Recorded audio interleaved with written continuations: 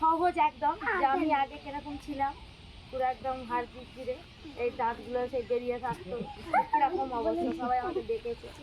কিন্তু আমি সত্যি ঈশ্বরকে ধন্যবাদ করি। আমি না সত্যি খুব কান্নাকাটি করছি, সত্যি আমি আমার ঈশ্বরকে, সবাই জানে আমি যিশুর আরাধনা করি, তো আমি কাঁদতুম, প্রভু আমি এরকম, আমাকে সবাই বল, আমি এরকম যেতাম না, আর আমাকে এরকম কিস মেরেতো, মানে রাস্তাতে আমাকে বলতো বলতো হ্যাঁ এই বাবা এই হাড় পিছিয়ে কি আছে, এই হ্যাঁ তার অনেক কিছু বলতো, কানে যেত, আমি খুব কাঁদতাম, দুঃখ করতো। তো সত্যি আজকে আমি ঈশ্বরকে ধন্যবাদ করি, আর এই আরসিএমকেও ধন্যবাদ করি, কারণ আমি জানতাম না ঈশ্বর আমার জীবনে এই আরসিএমের এই নিউট্রিচার্জ ওম্যান এটা আমাকে দিয়েছে। তো আমি এটা 4টে আমার হয়ে গেছে কমপ্লিট, 4টে শেষ পুরো।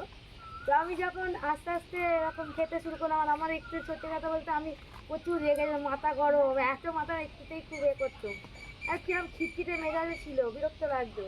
তো আর যখন থেকে এটা খাচ্ছি, হ্যাঁ এখন এরকম আমার শরীরটা এখন দেখতে পাচ্ছি অনেক চেঞ্জ হয়ে গেছে।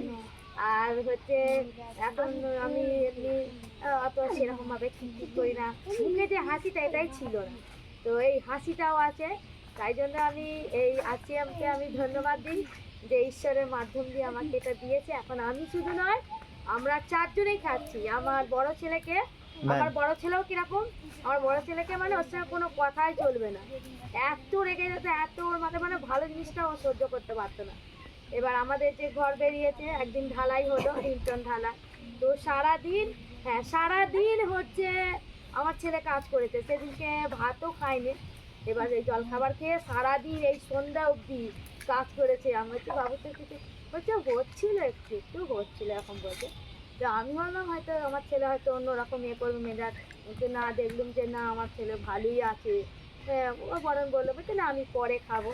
তো সত্যি করে আজকে ঈশ্বর আমাকে এই আরসিএমের নিউট্রিচার্জ ওম্যান এবং ওম্যান এরকম দিতে, এখন আমার বাড়ি আমরা সবাই খাচ্ছি, আমার 4জনে, আমার স্বামী, আমার ছোটো ছেলেটাকে এই মাস থেকে ধরিয়েছি, ও মাস থেকে ছোটো ছেলেটাও খাচ্ছে।